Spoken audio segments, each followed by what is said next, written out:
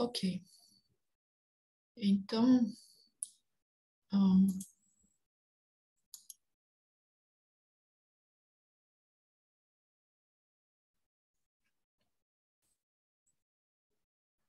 ok. Vamos, então, essa aula a gente vai ver as misturas de gases, ok? As relações termodinâmicas, ok? Eu vou fazer uma... Eu vou usar, ok, certas relações termodinâmicas, ok, que eu imagino que mandei os slides. Vocês confirmam? Enviei os slides de relações termodinâmicas? Acho que sim. Enviou, professora. Ok. Então, misturas de gases, misturas de uma maneira geral, ok? Então, a gente vai começar com essas relações de equações de estado, vamos dizer que, na verdade, a gente só viu para gás ideal. A gente vai ver alguns outros exemplos que podem ser úteis, ok? Então, a gente viu já as misturas de gases, ok? E algumas propriedades, ok? Como determinar o número de mole, a massa, ok? Em função da composição, ok? Da mistura. E a composição, lembro, ela pode ser determinada na base molar, ok? Onde a gente vai usar a fração molar, que é a razão do número de mol de um certo componente dividido pelo número de mol total da mistura. Ou então em base mássica, onde a fração mássica de um componente vai ser igual à massa desse componente dividido pela massa total da mistura, ok? Então, é isso que a gente tem que fazer primeiro, ok? Determinar a composição na base molar mássica. E depois, dependendo dos problemas, pode ser bom, ok, usar equações de estado para a mistura, porque a gente tem muitas relações, ok, entre as várias propriedades, mas às vezes a gente vai precisar então de uma relação que é uma relação de estado entre a pressão, o volume específico e a temperatura. Então a gente conhece muito bem a lei dos gases ideais, que essa relação é o PV igual a RT, ok? Mas tem outras que são mais apropriadas, ok? Então, para as relações, para as substâncias puras, ok? A gente pode usar para as relações PVT. A gente se acostumou bastante com as tabelas, e, na verdade, as tabelas, elas são bastante restritas a algumas substâncias, substâncias puras. A gente pode usar gráficos também. Vocês lembram particularmente do gráfico do fator de compressibilidade que a gente usou?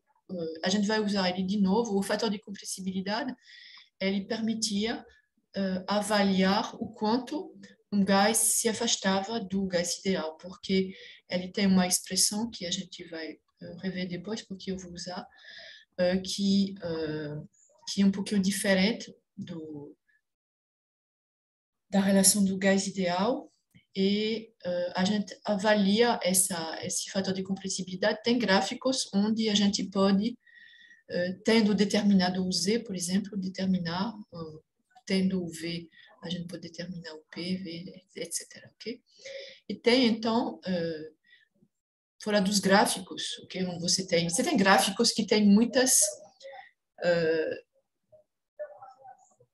por exemplo, um gráfico da pressão em função do volume específico. Vocês lembram que vocês podem ter gráficos onde você vai ver nele as isotermas, ok? Então, se você conhece a pressão e a temperatura, você vai poder determinar V, e se você conhece a pressão e o volume, você vai poder determinar a temperatura, etc. E tem outras propriedades que podem aparecer nesses gráficos, ok? Então, você tem linhas de propriedades constantes, temperatura, entalpia, energia interna, etc. Okay? E temos, então, relações analíticas, que são as equações de estado. Então, são relações empíricas, ok? Você essa ciência da termodinâmica, ela é muito experimental. Então, vocês têm que ter isso na cabeça, ok? Então, são medidas essas propriedades, a pressão, a temperatura, e as que a gente não pode medir, como eu falei na última aula, a gente consegue determinar, ok? A partir de todo o estudo que a gente que viu de relações entre essas propriedades, ok? As relações termodinâmicas. Mas a gente pode também ter relações analíticas, porque tem um certo comportamento, ok? Só que ele não é possível escrever ele a partir de relações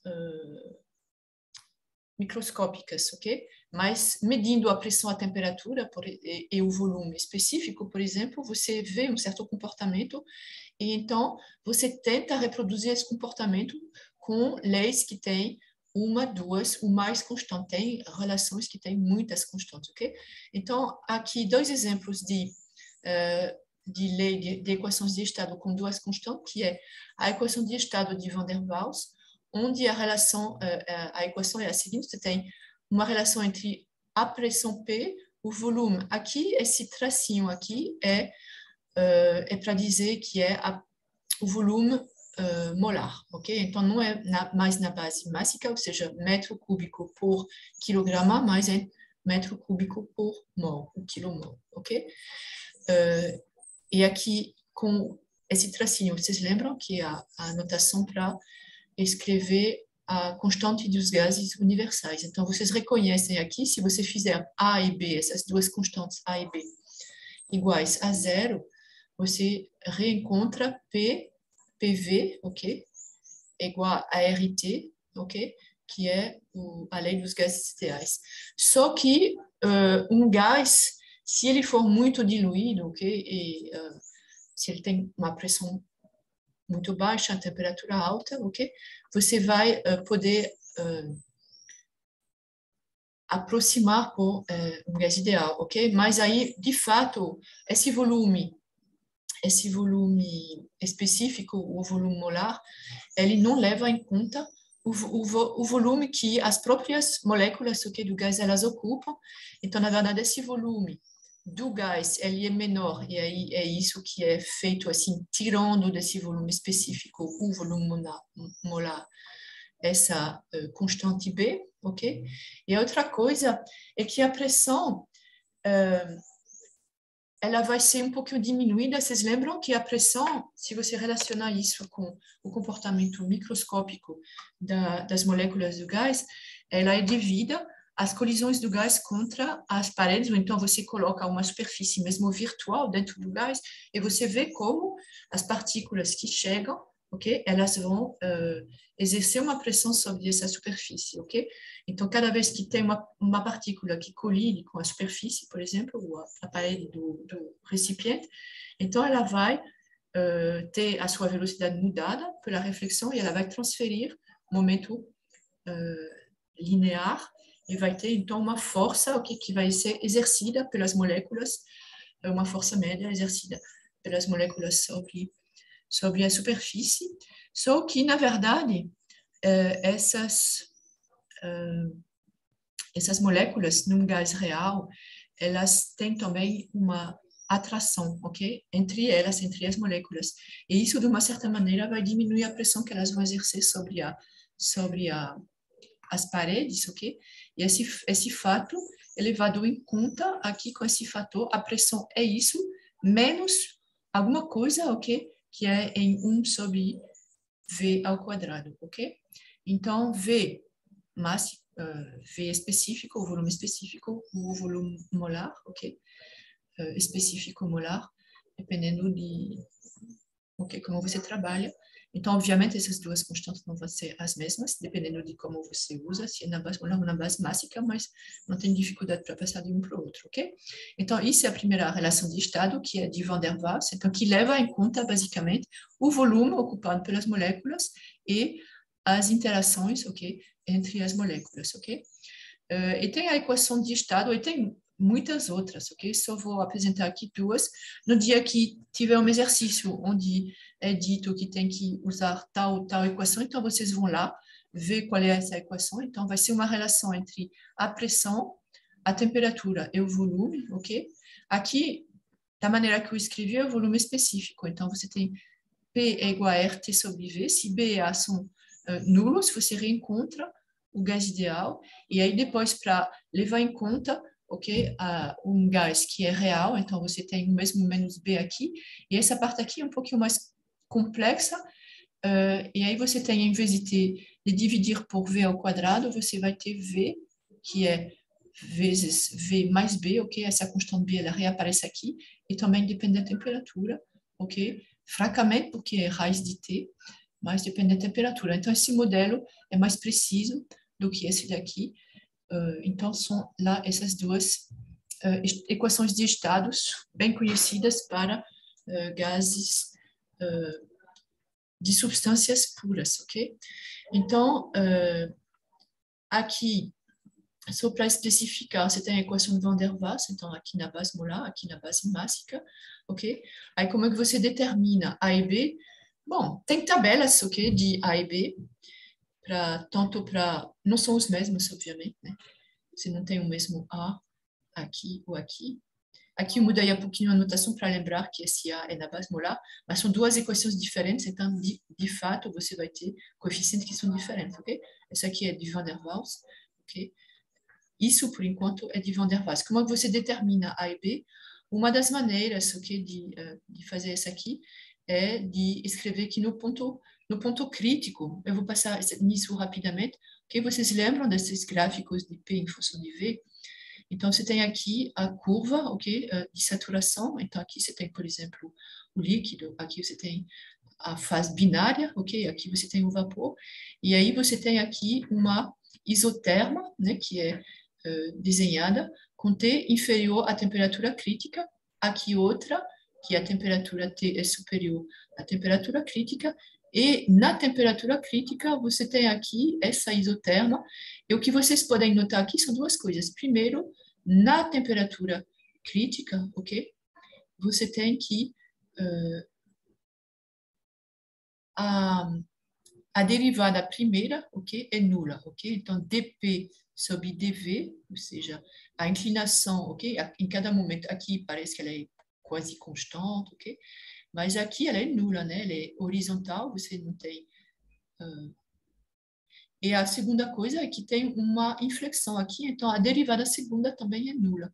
Então aqui você tem que a derivada segunda é nula na temperatura Tc, e dp sobre dv também vai ser nulo, ok? E aí, vocês... bom, isso permite... Você escreve aqui, ok? Essa expressão, e você vai ter, então, duas equações, ok? Uma equação aqui, e você tem duas incógnitas, que são A e B. Então, você resolve, e aí vai ter expressões aqui que vocês vão encontrar, ok? Então, sem entrar no detalhe, isso aqui está nos livros, ok? E para Redlich-Kwong é a mesma coisa, ok? Então, usa... na verdade, depois essa relação não vai ser muito boa na temperatura no ponto crítico, ok? Mas ela é usada para determinar os coeficientes. Aqui é a mesma coisa, você tem duas equações, duas incógnitas, você resolve, então, no ponto crítico, e aí você obtém essas relações, ok? Em função da temperatura crítica e da pressão crítica, ok? Que também são tabeladas, ok? Lembram, tem tabelas dessas pressão e temperatura crítica para substâncias puras. Aí, quando você vem agora para misturas de gases, como é que você vai fazer? Ok? Então, você tem várias maneiras. Vocês vão ver que mistura de gás não tem uma resposta. Você pode tentar várias combinações, ok? Em geral, elas não são muito longe uma das outras, ok? Mas quem tem a última palavra são as medidas experimentais, ok? Então, aqui você tem a equação de Van der Waals, aqui a equação de, já esqueci o nome, de Redlich-Kwong, ok?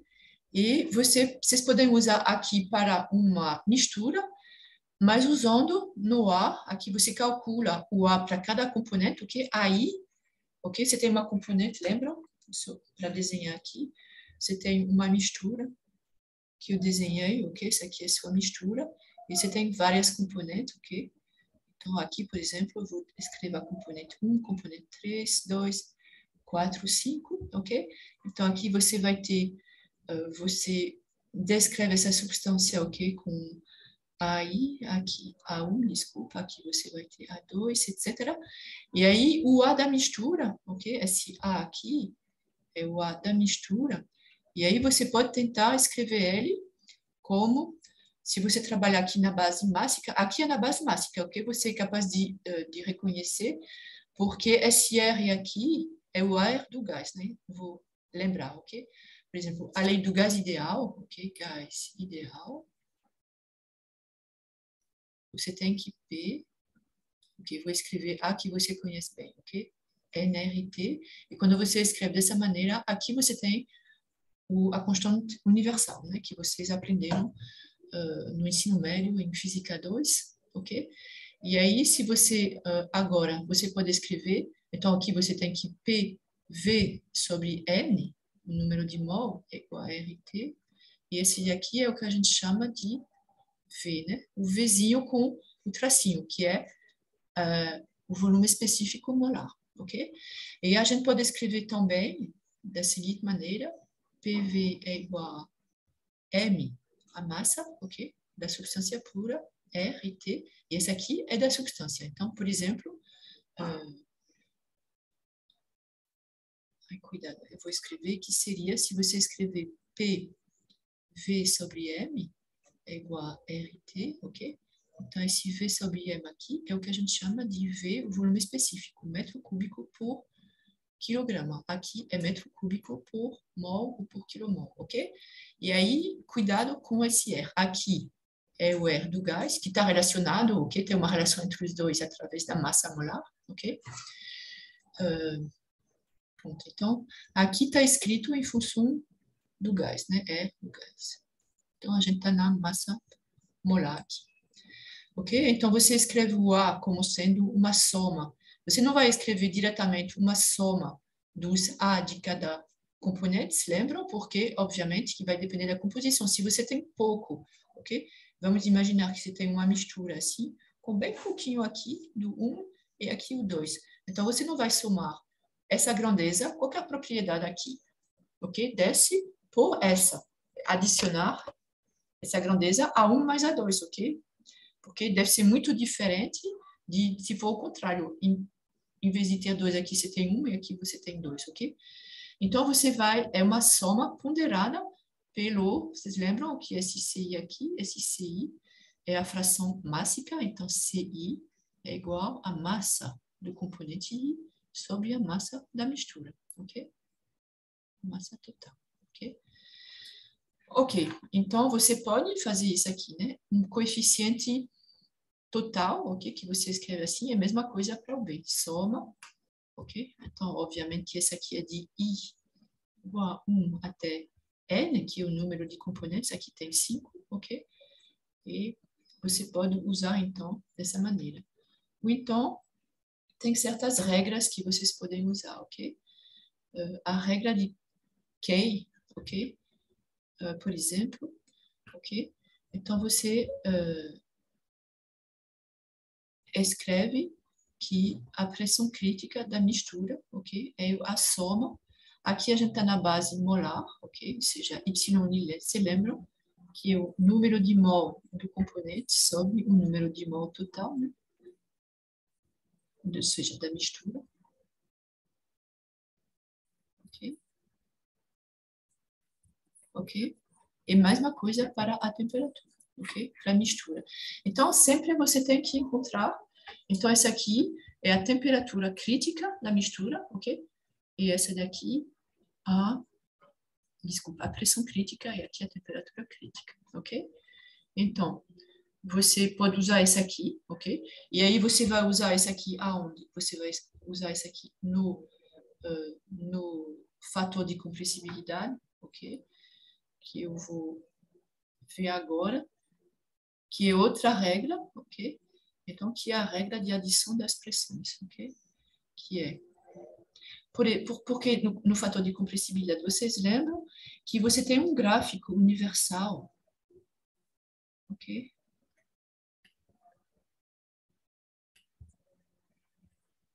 ok? De Z. Z é real, né? Então,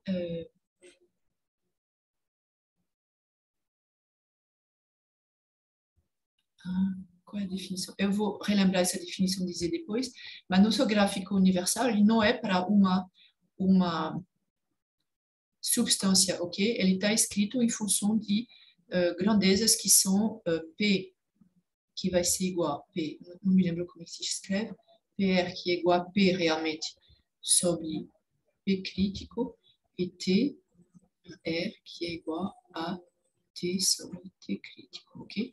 Então, esse gráfico, ele está escrito, por exemplo, aqui você vai ter o Z, aqui você vai ter, por exemplo, PC, ok?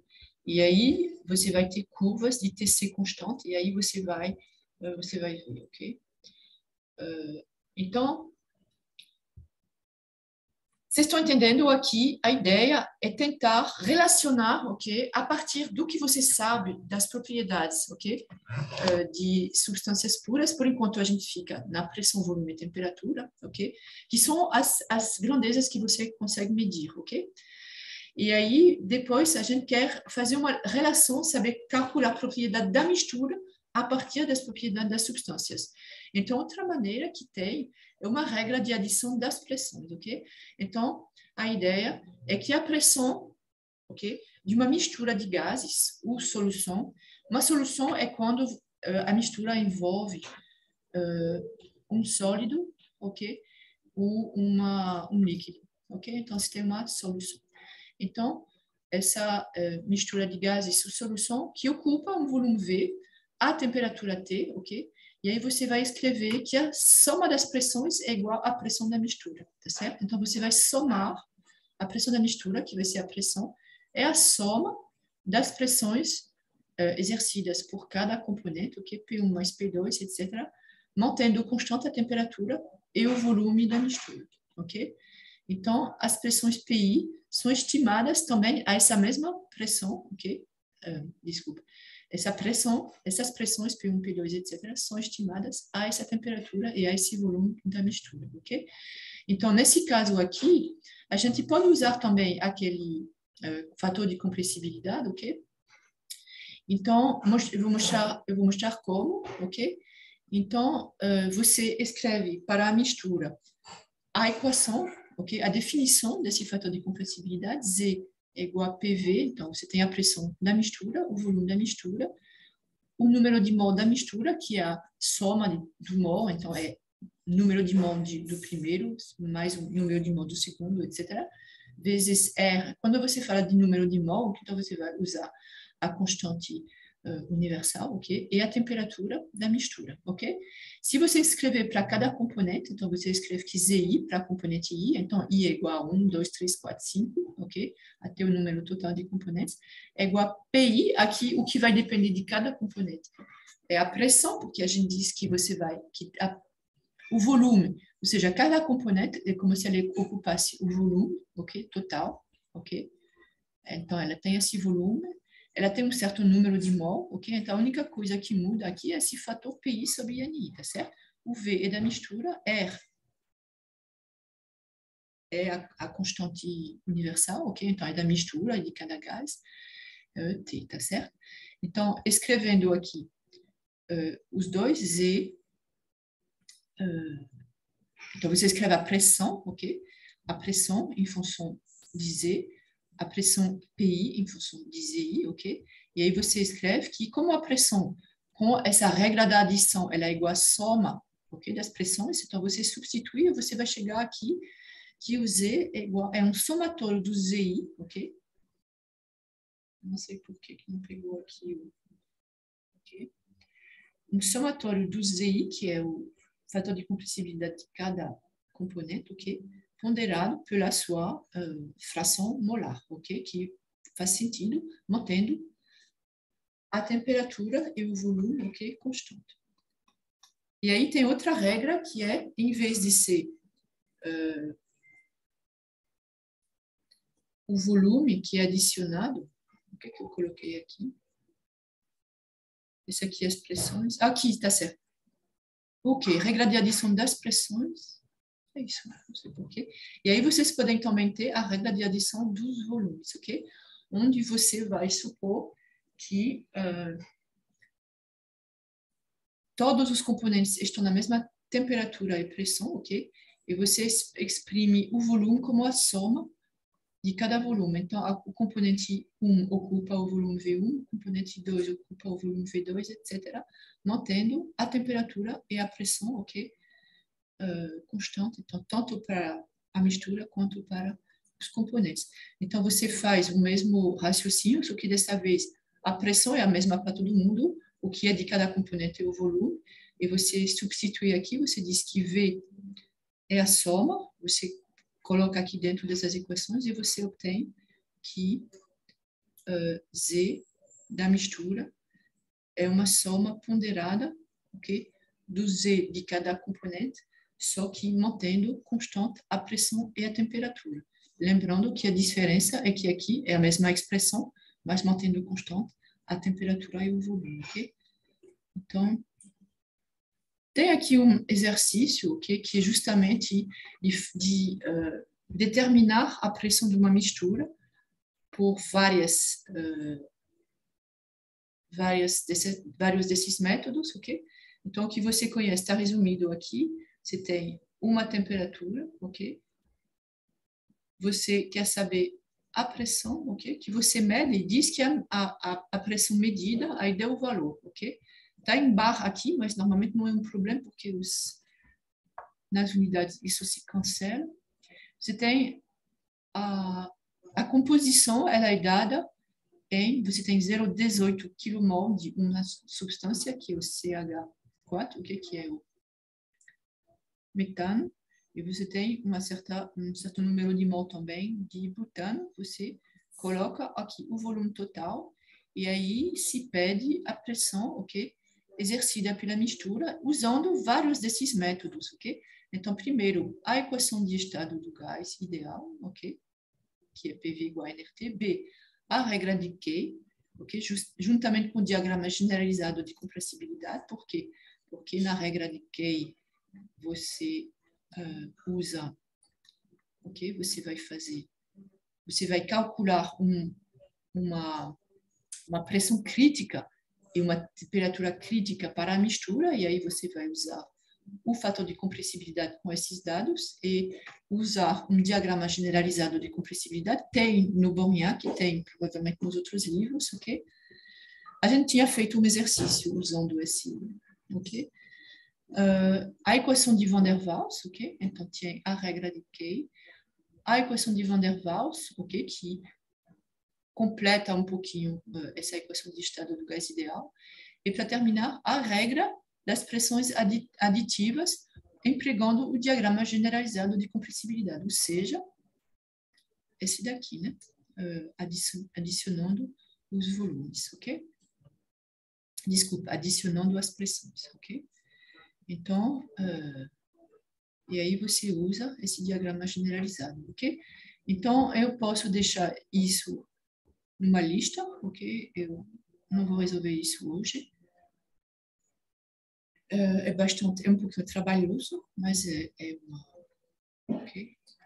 um exercício que vocês podem fazer e que, eventualmente, eu posso colocar ou na lista, ou vou ver se eu comecei a resolver aqui, mas... Então, aqui o que vocês vão ter que calcular, obviamente, então tem um número de mol total, vocês vão ter que calcular a fração molar, ok? De cada gás, YCH4 vai ser o número de CH4 sobre N, ok?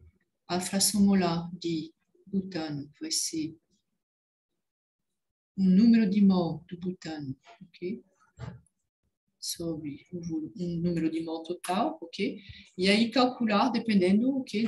Todas essas esses vários métodos. E aí depois que você obtém pressão obtida por gás ideal, ok? Ok, esse aqui é o A. B, você vai ter um PA, PB, que vai ser com, não me lembro, ok, eu acho. Aí C, você tem PC, que vai ser com Van der Waals, ok? E aí você tem o D que vai ser com adição de pressões, ok? Adição de pressões, ok?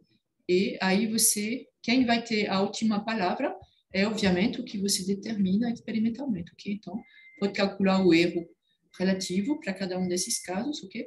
Mas eles devem todos girar em torno desse valor experimental, ok?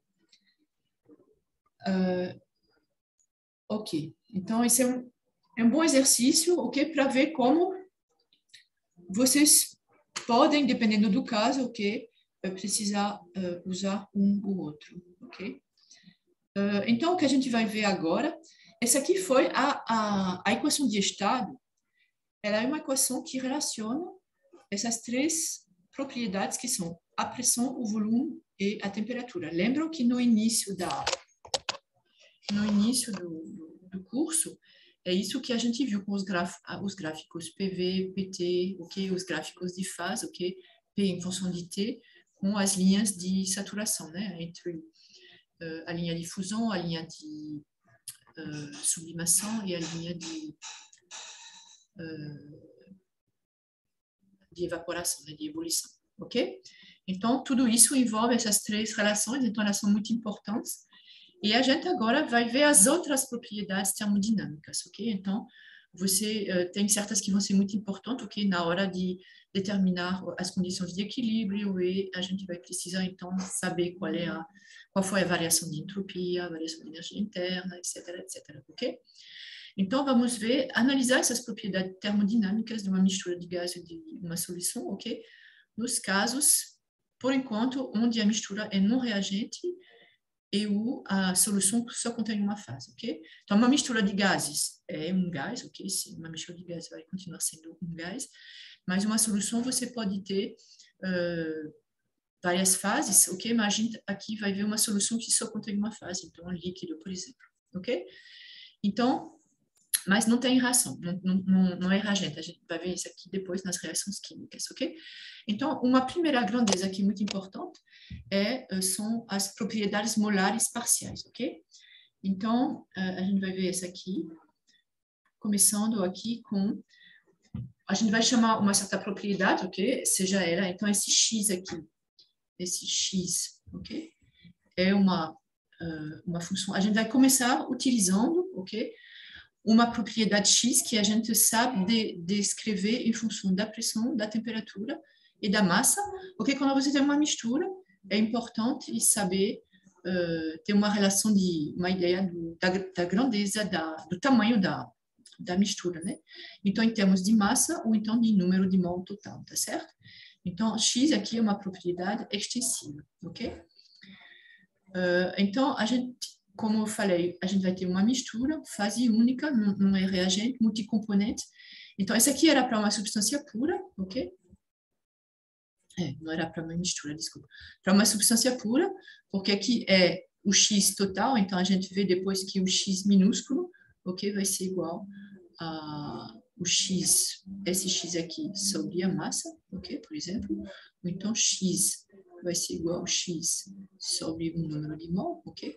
Então, os valores específicos, e aqui é específico molar. E aí, quando você tem uma mistura, numa fase única, num reagente e multicomponente, além desse aqui, ok, da pressão e da temperatura, você vai precisar dizer qual é a composição, ok? Na base mássica, ok, N aqui é o número total de componentes, ok? Você tem N maiúsculo componentes, ou então na base molar, ok? Então, tudo isso vai dizer, essa propriedade, ela vai depender de tudo isso, ok? Então, a gente começa escrevendo que quando você tem uma função que depende... Deixa eu escrever aqui, vou colocar uma página depois, ok?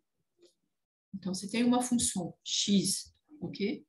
Que é uma função da pressão, da temperatura e das massas, ok? Então, de M1, M2. Eu posso fazer começando com duas, ok? Ok? Vamos dizer que aqui N igual a 2, para simplificar. Então, a gente tem uma mistura de dois componentes, ok? Como a gente viu o exemplo antes, que tinha metano e butano, tá certo? Então, eu vou escrever, quando eu for escrever dx, ok? Então, por que eu vou precisar? Porque sempre a gente passa pela forma diferencial. É porque você tem... Eu vou escrever a equação e depois a gente vai ver, ok? Então, dx é a diferencial dessa propriedade x, então vai ser essa derivada parcial em função, por exemplo, da primeira propriedade, que é da pressão, ok? Mantendo as outras propriedades constantes, ok? Então, vou mantendo constante a temperatura. Eu vou escrever já em termos de mol, a gente vai usar muito mais as molas, as molas. N1, N2, tá certo? T, mantendo constante a temperatura, o número de mol da primeira, ok? E da segunda, do segundo componente, e aí eu faço dP, tá certo? Então, a derivada parcial, em função de P, mantendo todos os outros constantes, e dP, tá certo? Mais, mesma coisa, derivada parcial, ok? Dx sobre d. A segunda é a temperatura, ok? E aí, quando eu vou derivar em função da temperatura, eu vou manter constante a pressão e a composição, ok? N1, N2, ok? E aqui temos um dt, ok? Mas eu vou ter dx sobre dN1, ok? Mantendo constante a pressão, a temperatura e N2, ok? E aqui eu vou ter dN1 mais dx sobre dN2, ok? Mantendo constante a pressão, a temperatura e o número de mol da primeira e variando aqui um pouquinho o número de mol. Então, vocês têm que ver por que é tão importante, porque são tão importantes essas diferenciais, é porque você vê quando você varia, por exemplo, um pouquinho a pressão, ok? Mantendo constante todos os outros. Então, qual é a contribuição de uma variação de pressão à variação dessa propriedade? Qual é a contribuição de uma variaçãozinha de temperatura à variação, ok, dessa propriedade? A mesma coisa, você varia um pouquinho a composição, então você aumenta ou diminui, ok, um pouquinho o número de mol, então você passa aqui de N1 a N1, desculpa.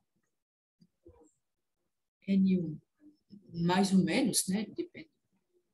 Então, como é que adicionar ou tirar esse número de mol, ok? Da mistura, como é que isso vai afetar, ok? A sua propriedade, ok? Mesma coisa para NDN2, ok? Então, a gente tem também, eu não vou refazer, a gente fez para as propriedades, para as substâncias puras. A gente viu, ok? Quais são, a gente tem relações, eu vou voltar agora. Tem propriedades, isso aqui são propriedades, ok? Mas aqui o que a gente vai escrever é, então aqui eu escrevi de uma maneira mais compacta, que x, ok? É a soma, ok? Sobre todas as componentes. Se você mantiver tudo constante, por exemplo, você mantém a pressão constante, a temperatura constante e tudo, por exemplo, aqui, N2 constante, e você só vai estudar, ok? A importância, ok? A contribuição desse componente aqui, tá certo? Então, se você mantém, na verdade, a pressão e a temperatura constante, você vai ter que x, ok? Se a pressão e a temperatura são constantes, essa aqui é zero, e você só vai ter esse termo, né? Então, você vai ter que x é igual a soma, aqui de I igual a 1 a 2, pelo exemplo que eu fiz, ok? De...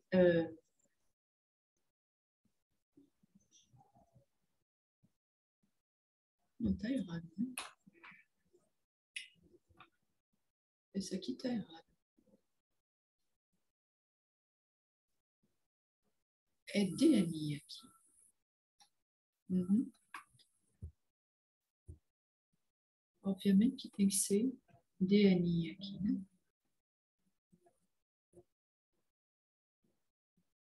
Ok?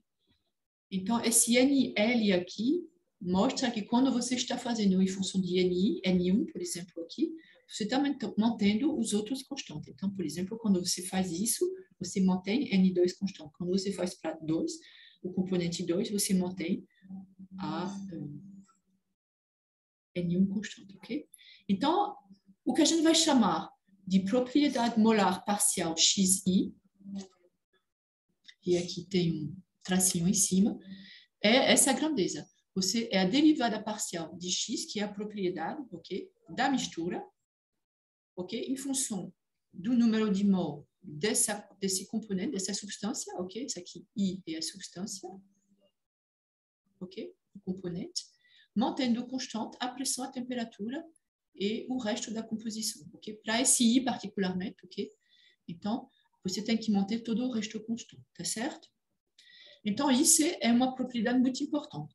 Então, tem alguns comentários a fazer sobre isso, provavelmente eu relembrei essa aqui, ok? Então, você tem essa definição aqui, que de novo, eu botei um xi, aqui é DNI, ok? Então, é DNI.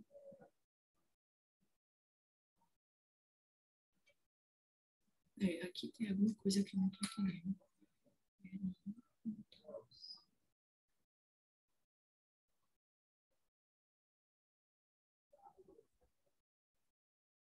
Ah, aqui é um dx, tá certo. Okay. Não é dx aqui, é x, ok? Então, x é igual a n.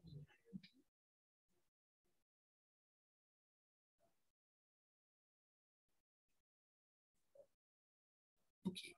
Aí a gente escreve que x é igual à soma, não é dx, tá certo? Ok? É igual ao somatório dos ni e essa propriedade parcial, ok? X e com a barrinha, tá certo? Então, como a gente chama dessa aqui de propriedade molar parcial, a gente vai colocar em frente o número de mol, ok? O componente I. Então, uma coisa importante é que esse x barra I não é uma propriedade da substância I, tá certo? É uma propriedade da mistura, porque ela depende da composição, tá certo?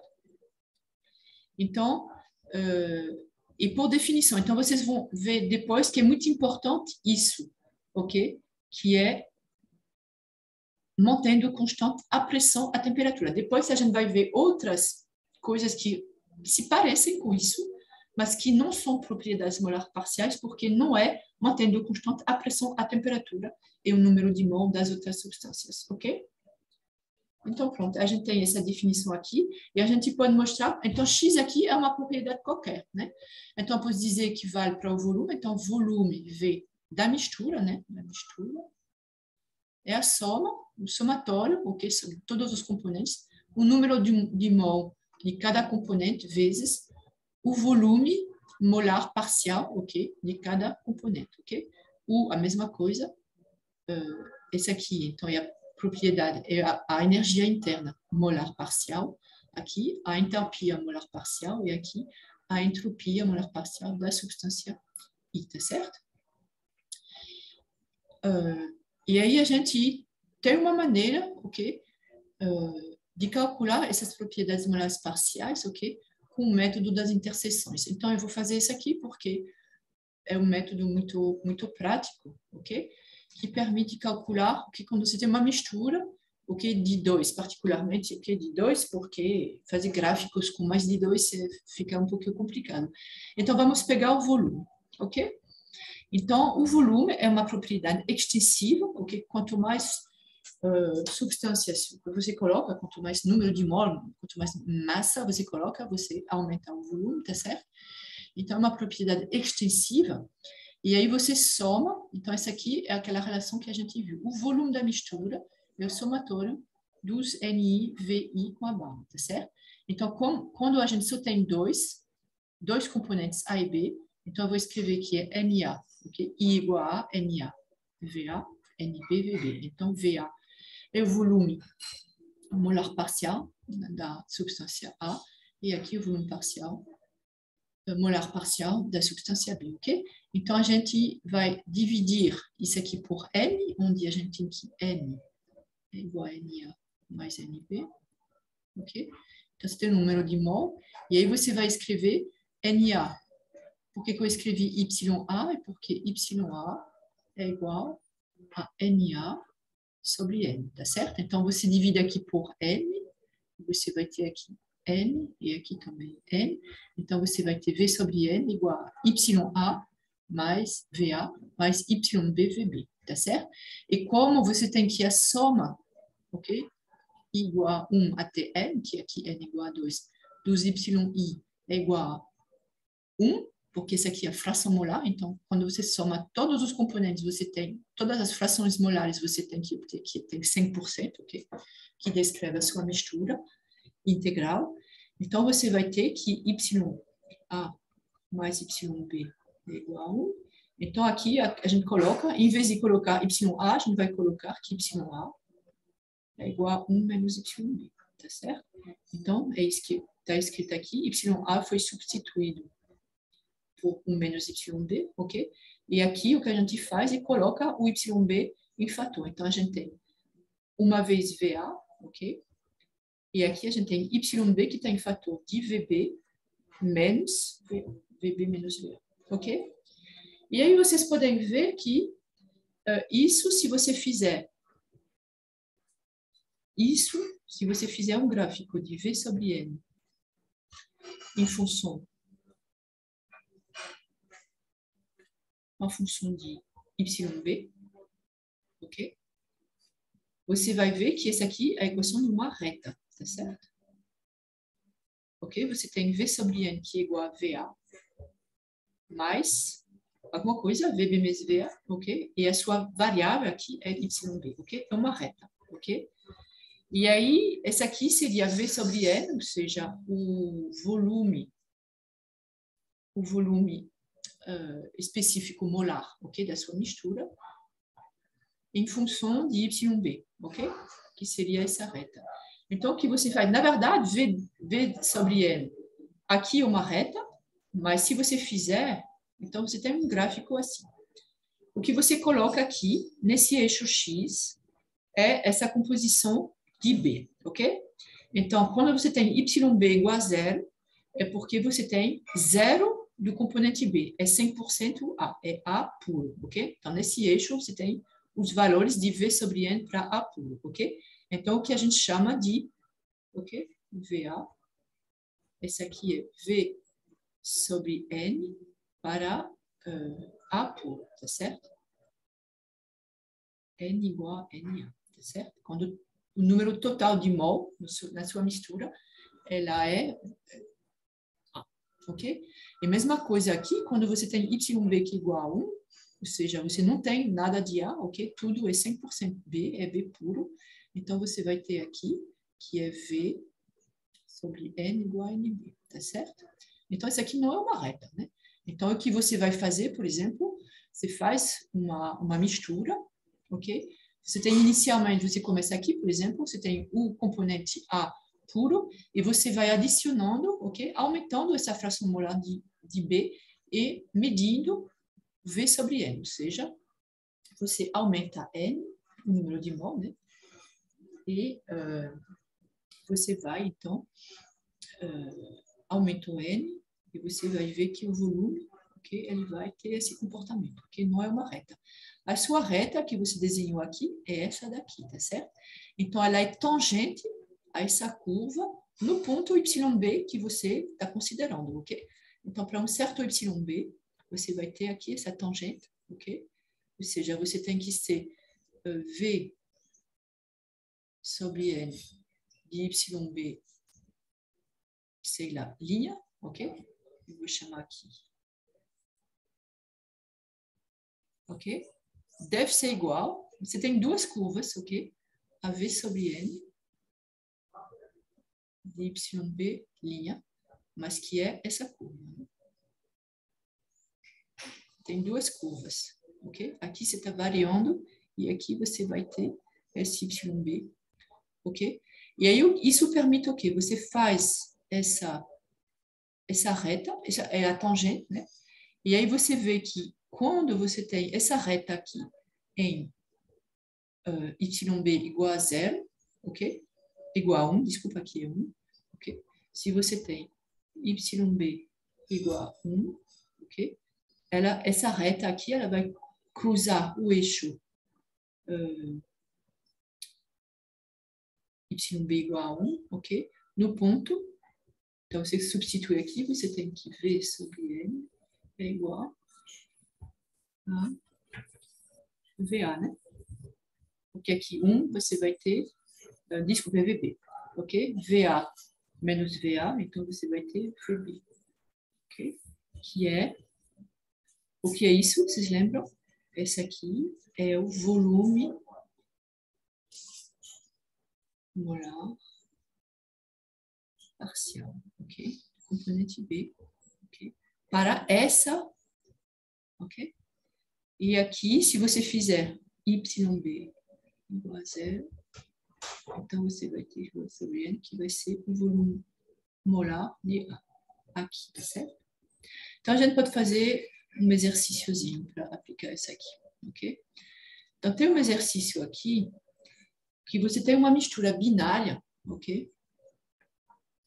De CO2, ok? E metano, a uma certa temperatura pressão, ok? Então, você tem uma certa temperatura, que eu não sei qual é, mas não importa, uma certa pressão. Então, você mantém constante essa temperatura e essa pressão, o que é o mais, ok? Você vem com as suas, ok? Você tem um recipiente onde você vai fazer a mistura e você começa com 100%, por exemplo, de metano, ok? Desculpa, de CO2, ok? Então, o CO2, ele está já a essa pressão e a essa temperatura, e você tem um recipiente com metano, tá certo? E aí ele já está também a temperatura e pressão, ok? A mesma, que é atmosférica, por exemplo. E aí você vai devagarzinho, você vai começar a adicionar metano à sua mistura. E aí, para cada fração molar que você tem do metano, aqui você mede para zero, ou seja, você tem 100% de CO2, ok? Então, você mede o volume. Aqui tem essas unidades estranhas que não é um problema. É foot, ok? É P ao cubo por libra-mol, que essa aqui é uma medida inglesa de volume, e essa aqui é uma medida inglesa de, em vez de ser quilomol, é libra-mol, ok? E tem uma relação de massa entre quilograma e libra-mol. Então, não tem problema, vocês vão ver que não, a gente pode manter essas unidades, ok? Então, o volume da mistura é 1,516, desculpa, P ao cubo por libra-mol, tá certo? Obviamente que você está aumentando, mas aí você está aumentando o número de mol, mas aí você normaliza pelo número de mol e você obtém essa aqui, ok? Aqui, quando você tem 20% aproximadamente de dióxido de metano no seu dióxido de carbono, ok? Então, você obtém esse volume por libra-mol e etc, etc, ok? Então, a questão aqui é de calcular os volumes específicos do CO2 puro e do metano puro, ambos nessa unidade aqui. Então, como é que a gente faz? Esse aqui é muito simples, ok? Vocês podem ver que aqui a gente tem. O que temos aqui? A gente tem aqui. O que é puro aqui? Metano é zero. Então, aqui a gente tem CO2 puro. Ok? E aqui, metano, a fração molar é 1. Então, é 100%. Então, o que a gente tem aqui é metano puro.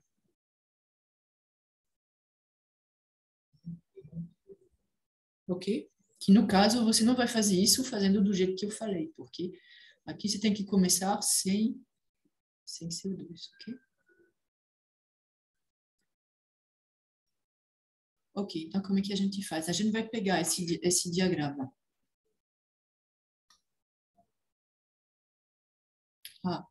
Estimar os volumes específicos, não precisa de diagrama aqui, ok? A gente vai escrever, já está tudo aqui na tabela, né? Quando você tem Y do metano, ok? Ou seja, a fração molar do metano que é zero, então você tem, veja como é que você pode escrever aqui, você tem o volume, você está procurando o volume do CO2, né? Então, você escreve que o volume da mistura por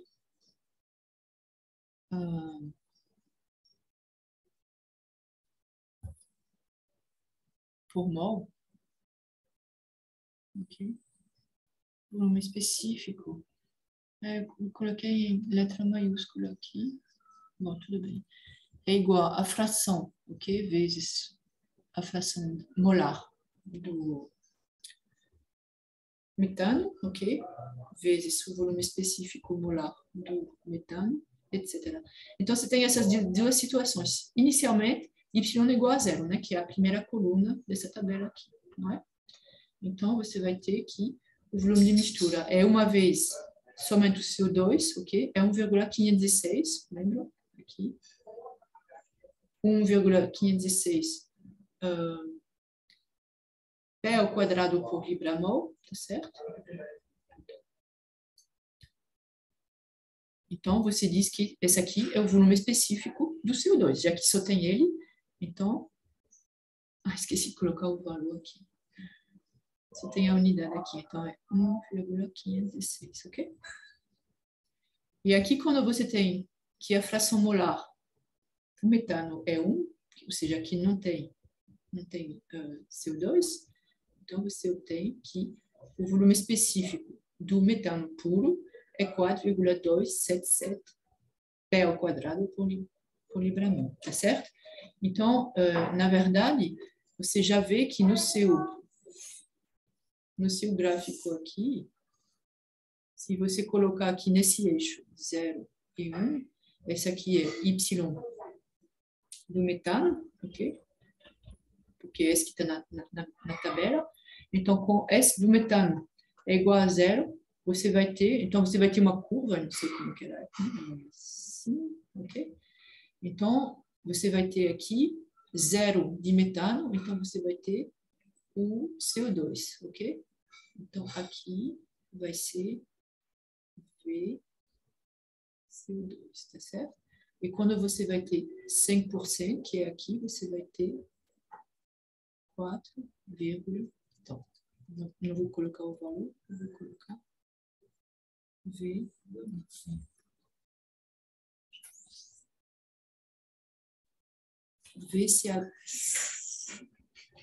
CH4, ok? Com os valores. Então, aqui é 1,516, com essa unidade, ok? E aqui 4, blá, blá, blá, ok? E, na verdade, você vai construir. Aqui, você tem 0,02, 0,4, 6, 0,8. E aí você tem esses pontos, né? Aqui você tem aproximadamente 20%, 40%, 60% e um pouquinho mais de 80%, ok? Então, você coloca esses valores aqui 20%, você tem, ok? 6% e aqui um pouquinho além, então é aqui, tá certo? Então, você constrói essa curva, ok? Você tem alguns pontos se você constrói essa curva, e da tabela você não precisa da curva para determinar isso aqui, mas você precisa da tabela para determinar, para fazer essa curva. Aí, o segundo, o item B, okay? Os volumes molares parciais do CO2 e do metano para uma solução equimolar, ok? Então, se você tiver aqui Y CH4 igual a 0,5, ok? É igual a Y CO2, os dois iguais, ok? Equi quer dizer que é igual.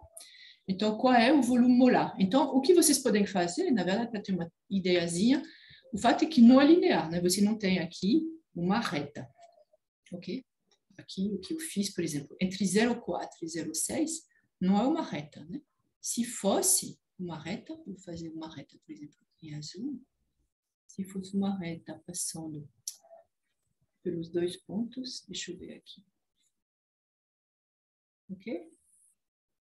Mas não é muito longe de uma reta, mas não é uma reta. Então, eu poderia extrapolar aqui, que seria a metade, né?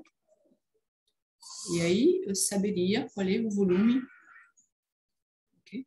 Que seria, eu leio aqui, ou seja, esse aqui é V sobre N, tá certo? Esse aqui é V sobre N. Ok? Então, mas eu já posso, como eu vejo que não deve ser muito longe, eu já posso fazer uma estimativa, né? Então, aqui eu vou fazer entre 0,406 e 606, ok? Aí eu vou botar aqui meu 0,5 e calcular a média desses dois, tá certo? Então, se eu fizer isso mais isso dividido por 2, eu vou ter 3, acho que eu já fiz o cálculo. Então, eu vou olhar aqui embaixo. Ok? Então, primeiro a gente faz essa estimativa, ok? Essa estimativa, a gente pega 3,540 mais 3,892 dividido por 2, que são esses dois valores aqui, tá? E aí a gente obtém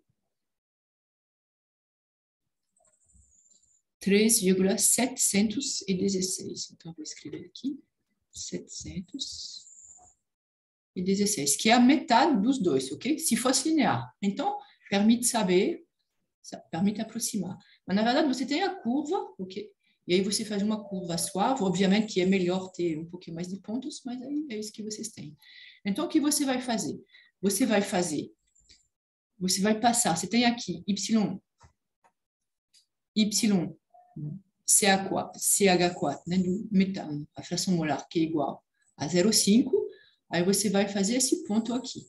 E você vai pegar a reta tangente, essa aqui é aquela reta que a gente calculou, essa reta aqui, tá certo? Volume molar, ok? Dos volume molar parcial, ok? Do CH4, mais esse aqui, e aqui a diferença dos volumes molares parciais, ok? Então, você faz a extensão dessa tangente aqui, e aí você vai medir aqui 4,61. Isso aqui é o quê? Esse aqui é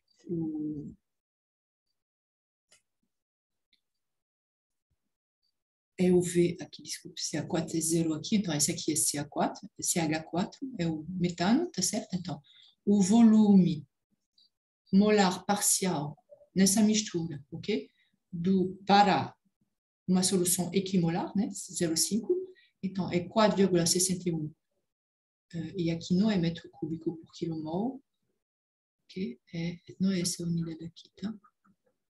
É essa unidade aqui, P ao cubo sobre gramol, e aqui do outro lado, 2,85, é isso, né? Então, V metano mais 0,5 vezes esse aqui, e você obtém 3,73, que você compara com sua estimativa, ok? Então, é um pouquinho maior, ok? Inclusive, você vê que eu tinha feito assim, e na verdade a curva, quando você constrói ela é assim. Eu não olhei a tabela para fazer meu exemplo, né? Ela é assim. Então, você tem uma curva assim, aqui é 0,4, aqui é 0,6. Então, se você faz uma reta entre os dois,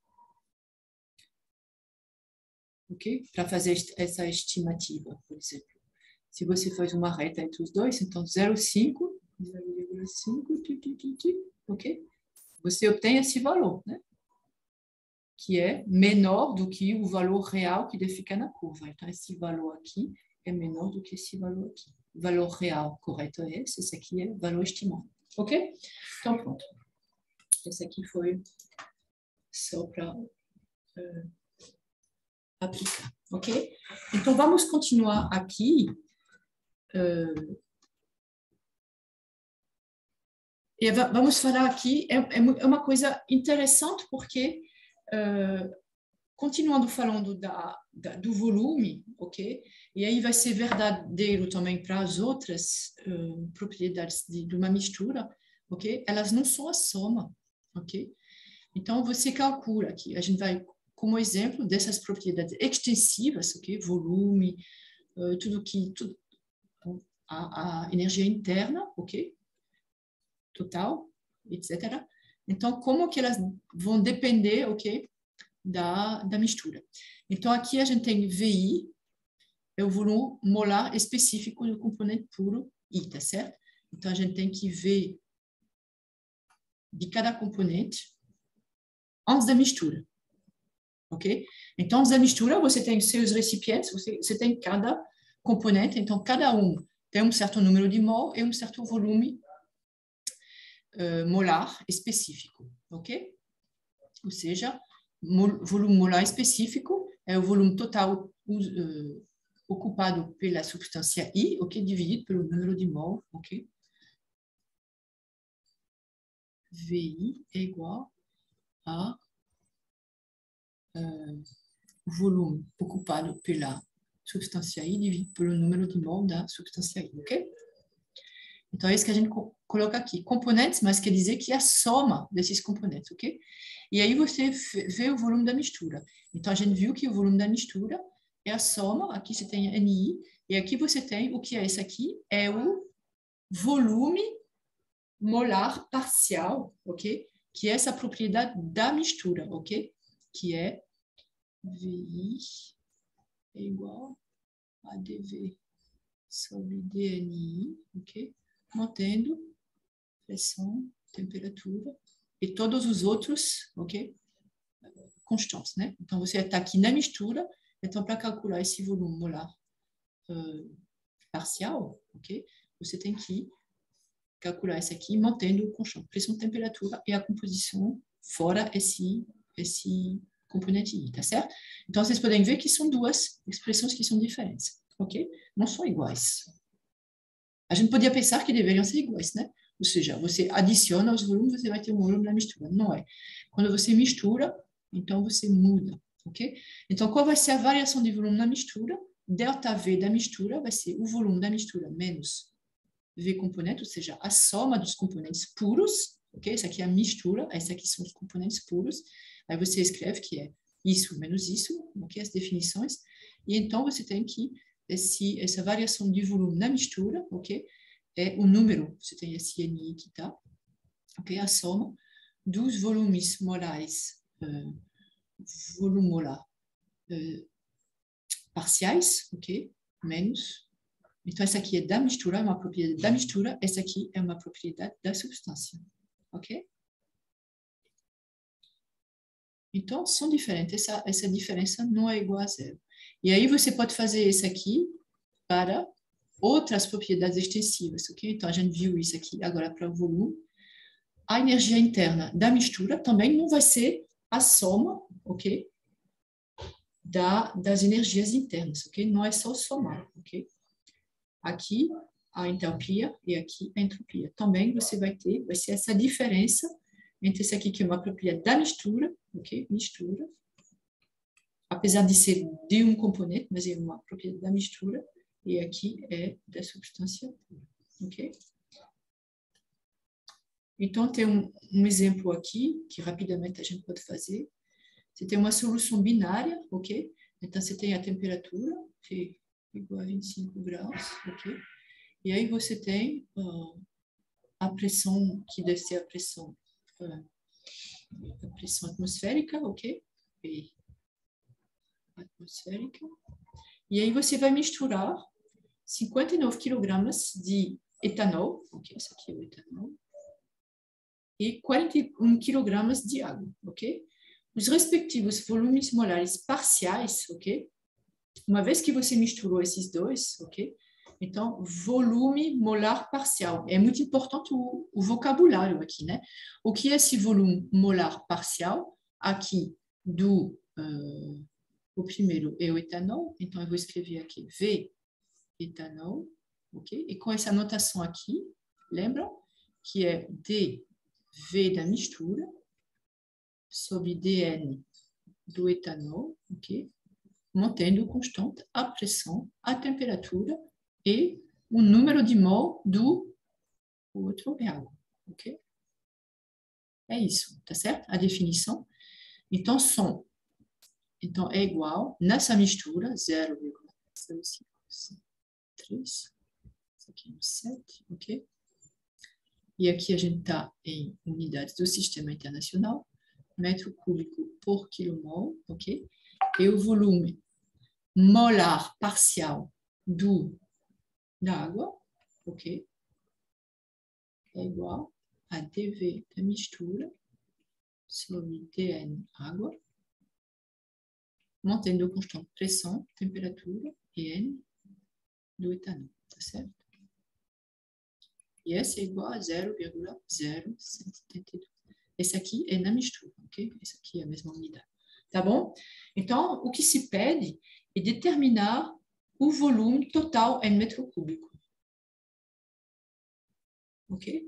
Então, para calcular isso aqui, o volume total da mistura, né? Então, o volume da mistura, V da mistura, é igual ao volume, ok? E você lembra que a gente vai ter que é a soma dos NI, VI, ok?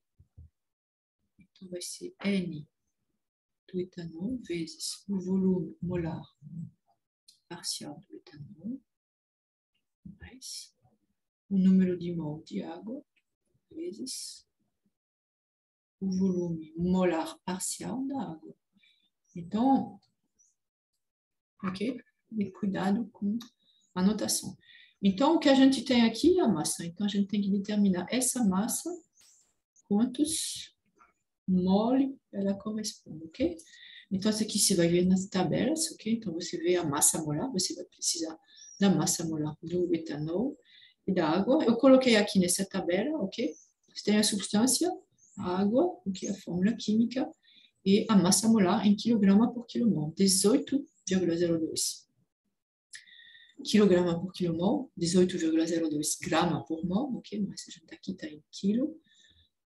E, bom, outras grandezas que a gente não precisa aqui, mas vocês podem ver aqui a temperatura crítica, a pressão crítica, cuidado com as unidades. Essa aqui não é do Borgnac, deve ser do Morin, né? Estou usando bastante o Morin, esqueci de dizer, mas tem muitas coisas, esse aqui deve ser do Morin, né? Que é um dos livros da sua bibliografia, ok?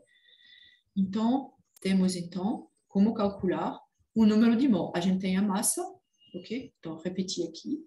E aí, o volume total, como eu disse.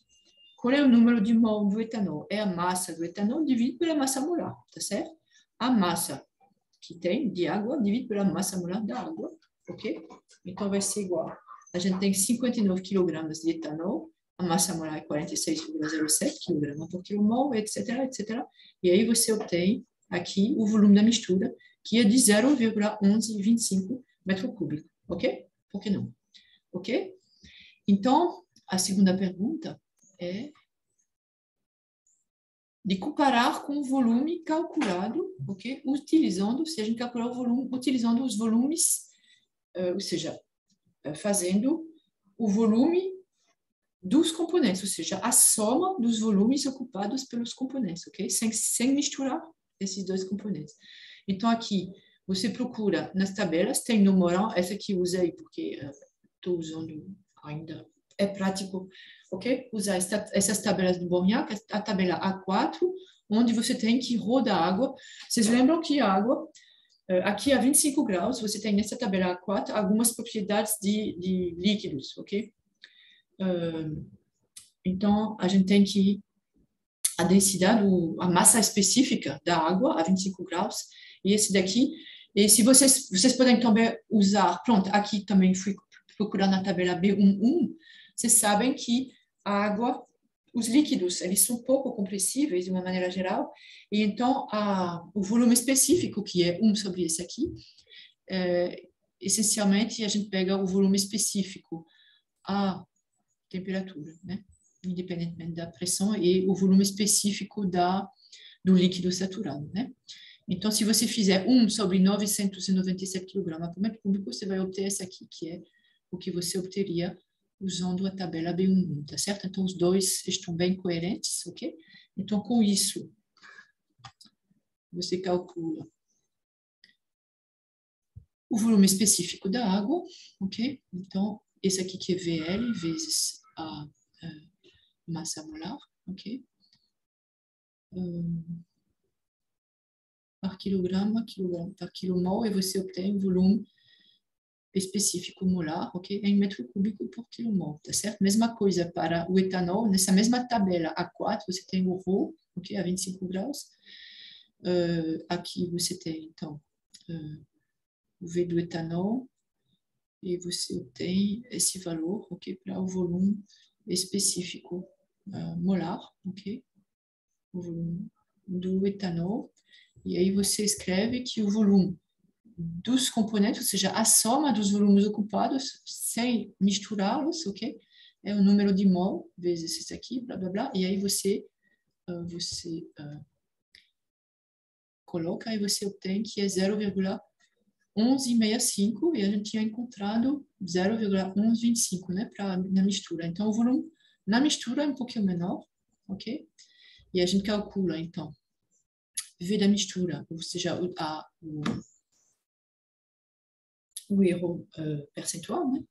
Então, você faz a diferença dos dois valores, o da mistura menos o dos componentes, dividido por V da mistura, e aí eu deixei o sinal menos, quer dizer que o volume diminuiu, ok? De aproximadamente. O volume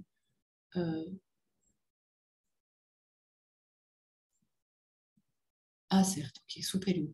O volume, ok, da soma dos componentes, ok, puros, é aproximadamente 3,5% superior ao volume ocupado na mistura, tá certo? E aqui outra maneira de fazer de calcular esse volume, aqui é na base molar, e aqui eu fiz na base mássica, massa vezes volume, massa vezes volume específico, ok? E aí você, obviamente, vai encontrar o mesmo resultado, ok? Então, é isso. Tá bom? Vocês têm perguntas? Tem alguém? Sim, professora. Tá tudo ok? Tudo ok. Ok, né? Tranquilo.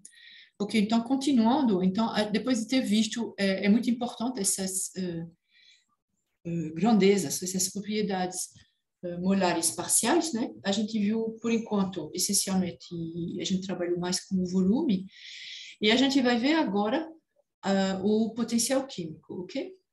Então, o potencial químico é uma grandeza muito importante nas misturas, e basicamente, o potencial químico, eu já vou dar a definição dele, é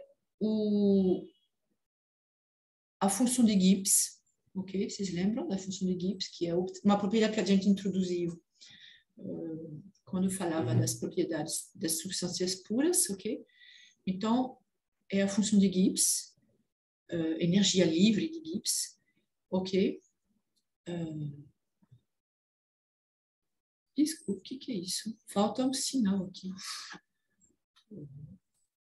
Ok? Na verdade,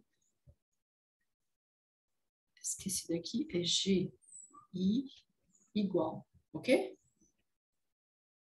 Ok? O que é a função de Gibbs molar parcial? Então, a definição é que é DG, a função de Gibbs, essa aqui é da mistura, ok? E a deriva da parcial em função do número de mol da substância I, ok? A substância I, mantendo constante a pressão, a temperatura e a composição fora desse daqui, tá certo? Então, como ela é muito importante, a gente chama ela de Mi e a gente chama ela de potencial químico. Ok? Potencial químico.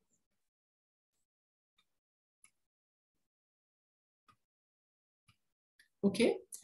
Então, é isso. É o potencial químico é a função de Gibbs molar parcial. Ok? Então, G da mistura é o que tem aqui, né? G da mistura. Então, G é igual a G da mistura. É a soma dos Ni e Gi. Então, é igual a soma dos Ni, Mi, I. Tá bom?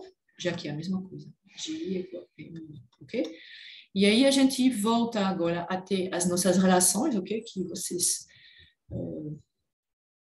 podem saber ou não, ok? Então, H a gente tinha definido, ok? A entalpia como a soma da energia interna mais PV, ok? Que era muito prático para fazer experiências a pressão e temperatura constante. Então, G, a energia livre, ou a função de Gibbs, é H menos TS, ok? E a energia livre de Helmholtz é U menos TS. Então, essas aqui são as definições. Então, continuam valendo para o... Então, agora, quando era válido para a substância pura, e continua sendo válido para misturas, ok? Sabendo que esse aqui é da mistura, tudo isso da mistura, né? U da mistura, V da mistura, tudo da mistura. Então, U é igual a H menos PV, ok? U é igual a H menos PV, e como H é igual a G mais TS, ok? Mais TS menos PV. Então, a gente escreve que U é igual a TS menos PV, ok? TS menos PV, mais G. E G é o quê? G é a soma dos NI e I, ok? E por que é importante esse aqui? Porque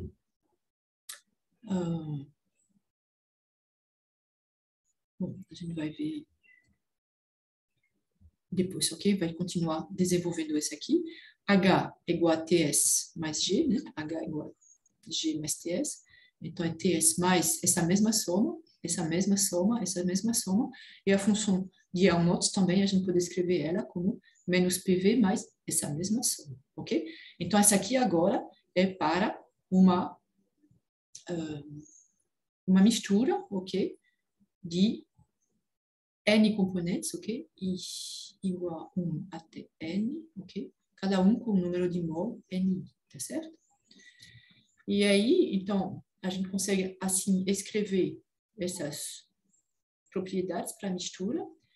E a gente tem G aqui é uma função da pressão, da temperatura e do número de mol, ok? Então, a gente escreve a diferencial, que diferencia esse G, e a gente vai ter dG sobre dP mantendo.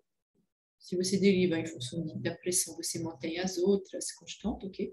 Então, a temperatura constante e N aqui quer dizer que é a composição, ok? N1 constante, N2 constante, tudo constante. Mas você deriva em função de T, aí mantém a pressão constante e a composição constante, ok? E aqui você vai derivar em relação a cada, ok? Número de mol aqui, mantendo a pressão e a temperatura e o número de mol das outras componentes que não I, ok? NL diferente de LI, constante, tá certo? É o que vocês já sabem fazer. Então, você tem aqui a contribuição de uma variação de mol dessa substância I à função de Gibbs, tá certo? É uma variação da função de Gibbs, ok? Lembrando aqui, esse aqui vem das substâncias puras, ok? E aí eu vou só voltar para você, para lembrar para você como é. Eu acho que eu fiquei, pronto, eu botei um pouquinho longe, mas essa aqui eu peguei de uma aula anterior, onde a gente viu as relações termodinâmicas, ok? Para substâncias puras, ok? Então, eu não me lembro o que era, mas certamente tinha a ver com G. Então, vocês podem ver que quando você faz a derivada parcial de G em relação à temperatura, mantendo P constante, você obtém menos S, ok? Então, vale também, essa aqui é para as grandezas específicas, né? Mas vale para, você vai ter a mesma massa aqui, é S maiúsculo sobre M, G maiúsculo sobre M. Então, vale para S maiúsculo, G maiúsculo, ok? Então, lembrem desse aqui, dG sobre dt mantendo P constante é o... Onde é que eu estou? Aqui. Ok? Então, isso que a gente acabou de ver não era S. dG sobre dt mantendo a pressão constante era menos S. E eu não mostrei, mas nessa tabela também a gente tem que dG sobre dP mantendo a temperatura constante era igual ao volume específico. Isso para a substância pura, tá certo? Mas o que a gente tem aqui, a gente tem não só a temperatura constante, mas também a composição constante, o que é toda a composição, tá certo?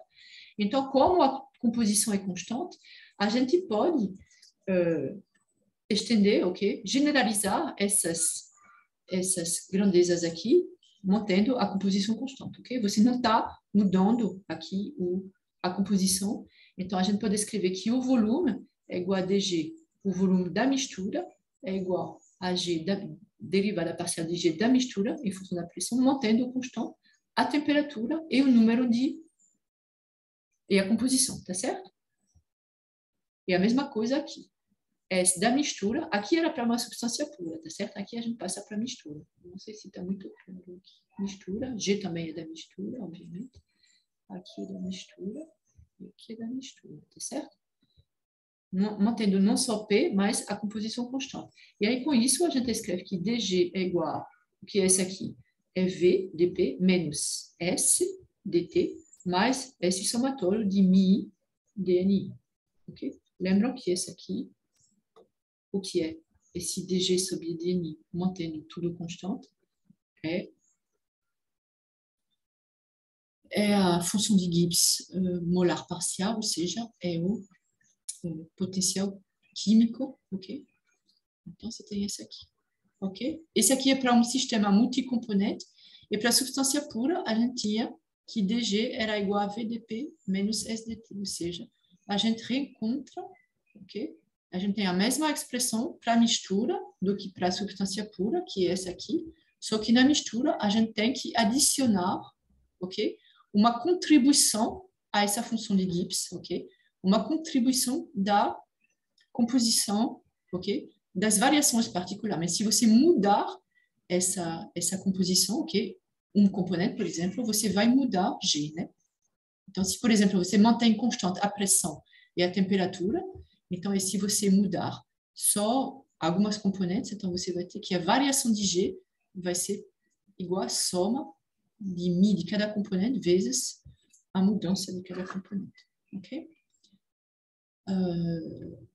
E aí a gente chega a uma equação que é interessante, que é importante, que é a equação de Gibbs-Duhem, ok? A gente escreveu dG assim, porque G dependia da pressão, da temperatura e da composição, ok? Mas a gente tem também que G é igual ao somatório dos NI, MI, não é? Então, quando eu vou diferenciar o G, eu vou ter que dG é o somatório dos NI, DMI, mais MI, DNI, tá certo? Você a soma, ok? Você sabe diferenciar um produto, ok? Você diferencia um, etc. Então, você tem que dG é igual com essa equação aqui, você coloca ela aqui, a gente encontrou que dG é igual a VDP menos SDT, e aí vocês podem ver que a gente tem essa mesma coisa aqui, né? Mais somatório de MI e DNI. Então, isso quer dizer que esse daqui é igual a isso, ok?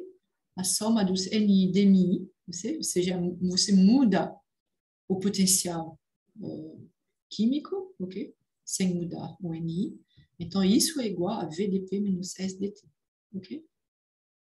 E aí você escreve essa equação de Gibbs-Duhem, que isso é igual a essa aqui, tá certo? Então, só para...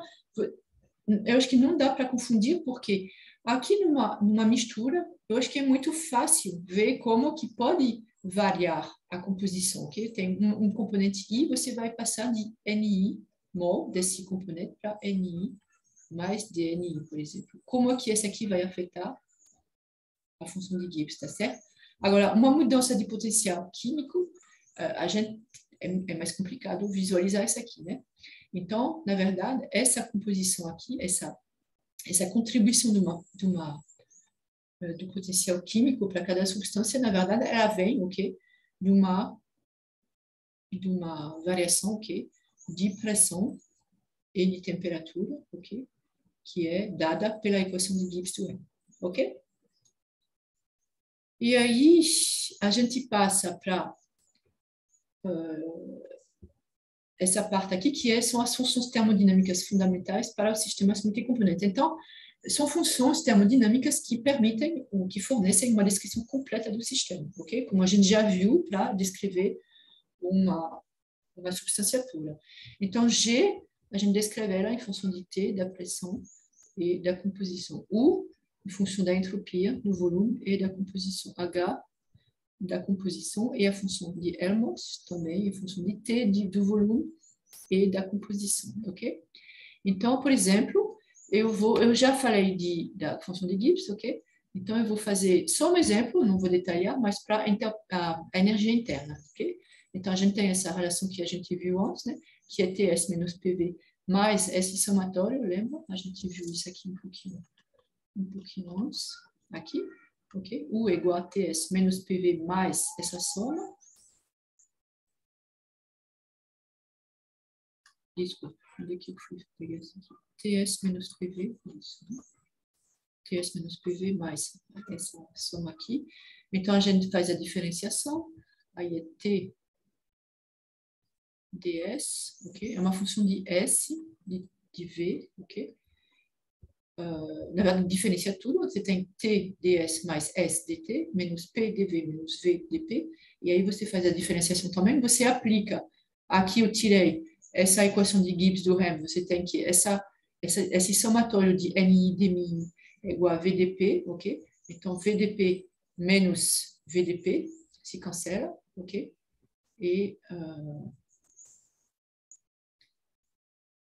SDT menos SDT mais SDT se cancela, então a gente não tem mais esses termos, ok? E você obtém, então, uma equação que é du igual a TdS menos PdV, que a gente já tinha na substância pura, e aí mais esse somatório de, ok? Para um sistema multicomponente. Então, como eu falei antes, a contribuição do componente I a uma variação da energia interna total, ok? Da mistura, mantendo S e P constante, ok? Se você tem S e V constante, desculpa, então esse aqui é zero, esse aqui é zero, então vai ser igual ao que é esse aqui. Esse aqui é mi, ok? É mi dNi, mi dNi, tá certo? Isso é a contribuição desse componente a essa variação. E você tem todas os outros componentes, obviamente. Okay? Da mesma maneira, a gente obtém que dH igual a TdS mais dP, como na substância pura, mais esse somatório, e que dF é igual a como na substância pura, mais esse somatório. Ok? E aí, escrevendo, eu vou continuar com o du aqui, que eu tinha, ok? Então, você tem que du sobre ds, mantendo V é composição constante, então vai ser igual a T. Então, T é igual a du sobre ds a Vn. Aqui a gente tem que menos P é igual a du sobre dV Sn, ok? E du sobre dNi, ok? Se você compara essas duas equações, você encontra esse tipo de relação. E aí você faz para U, você faz para a entalpia, você faz para a função de Helmholtz, e você vai encontrar, então, sempre essa aqui já estava para substância pura. Okay. Para a substância pura, T igual a du sobre ds da substância pura, mantendo o volume constante. E aqui, como a composição é constante, a gente pode generalizar. E aqui, isso é uma novidade, ok? Você tem como calcular o potencial químico, ok, de uma certa substância, derivando em relação a essa número de mols dessa substância, mantendo a entropia, o volume e todo o resto da composição constante, que derivando, então, a energia interna. E aí, usando agora a entalpia e os outros, a gente vê que Mi também você pode obter derivando a entalpia, ok? Mantendo, aqui era entropia, volume e composição, aqui é entropia, pressão e a composição, e quando você tem a função de Helmholtz, você mantém constante a temperatura, o volume e a composição. Então, você tem várias expressões de Mi que são resumidas aqui. Aqui é MiK, porque no livro estava escrito com K, mas é a mesma coisa, ok? Então, o potencial químico da substância K, você pode escrever L, esse potencial químico. Aqui, du sobre dNk, mantendo essas propriedades constantes, dH mantendo essas outras propriedades constantes, etc., etc., ok? Só que tem uma coisa importante aqui, é que dessas 4 derivadas parciais, só uma é uma propriedade molar parcial. E qual é? É essa daqui. A gente já viu que esse aqui é o potencial químico, né? Então, potencial químico é igual a função de Gibbs molar parcial da componente K. Por quê? Porque é a única que está mantendo constante temperatura, pressão e composição diferente de K, tá certo? Aqui vocês podem ver que tem a temperatura, mas não tem a pressão, é o volume e a composição. Aqui tem a pressão, mas não é a temperatura, é a entropia. E aqui tem nenhum dos dois, ok? Então, a definição da propriedade molar parcial é que você deriva essa propriedade, ok? Em função de N da substância, mantendo constante a pressão e a temperatura, além da composição dos outros, ok? Então, isso é muito importante. É a única, essa aqui, é a única propriedade molar parcial. Ok? É G. Você não pode escrever, então escrevi aqui, inclusive. É diferente, então esse aqui é MK, como eu falei, mas é diferente de FK, é diferente de H bar K, é diferente de UK. Tá certo? Essa aqui é importante, ok? E para terminar, ok? Essas relações, então, depois vocês têm que pegar o resultado, mas tudo é. A gente vai ver agora as relações entre propriedades molares parciais, tá certo? A gente tem uma propriedade extensiva, ok? Em função do potencial químico, particularmente, ok? E a gente agora vai escrever relações entre propriedades molares parciais, ok? Então, elas estão relacionadas. Então, você tem que, se você começar dessas relações, que são dessas relações que a gente já viu aqui, tá certo? Para a substância pura. E aí você generaliza com uma composição constante, N, ok? Então, você escreve que menos S é igual a essa derivada parcial, isso é uma propriedade, ok? Então, aqui falta.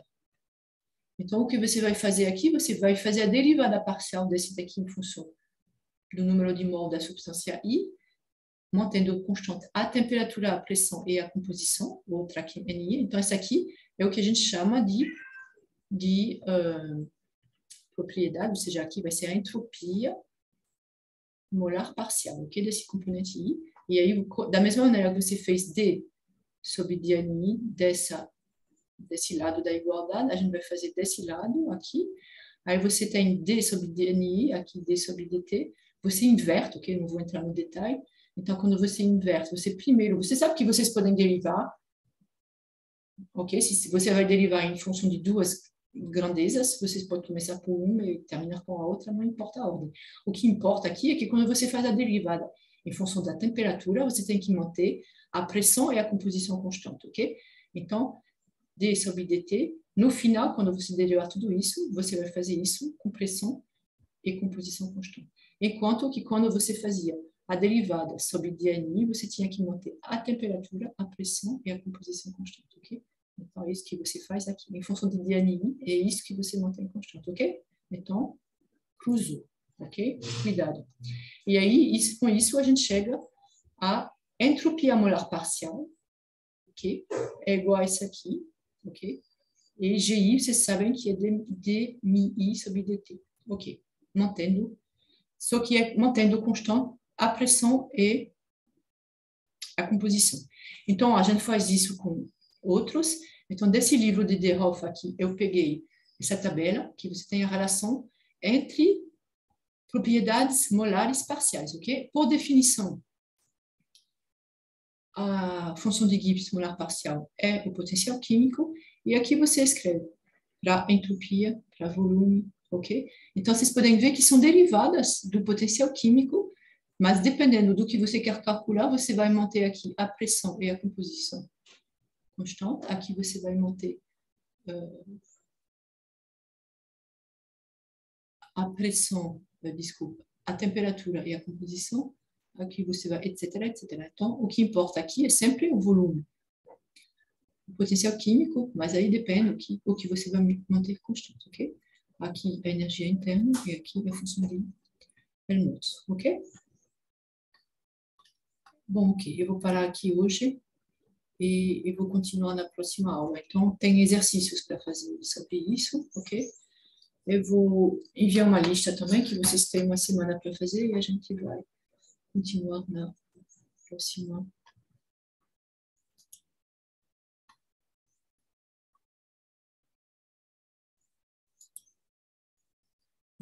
aula.